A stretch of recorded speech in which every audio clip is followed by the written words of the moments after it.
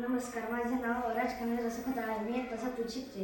माझ्या शाळेचे नाव जिल्हा परिषद प्राथमिक शाळा मिरगाव. मी आज तुम्हाला प्रकाशाचे विकिरण कसे होते ते या प्रयोगाच्या माध्यमातून तुम्हाला सांगणार आहे.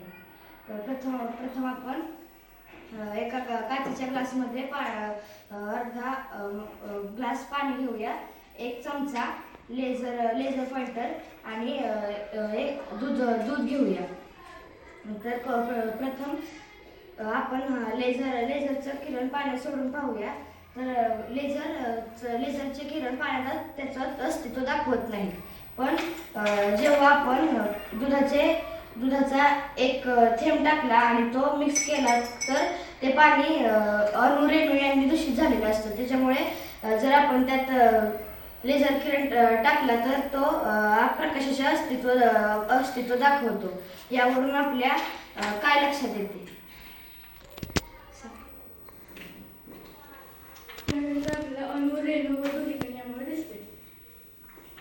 तर आपण निष्कर्ष असा काढला की प्रकाशाचे विकिरण होण्यासाठी एखाद्या माध्यमाची गरज असते. त्यासाठी प्रकाश आपल्याला हवेतील अणु, रेणू, धूलिकण यांच्या मिश्रणामुळे दिसतो.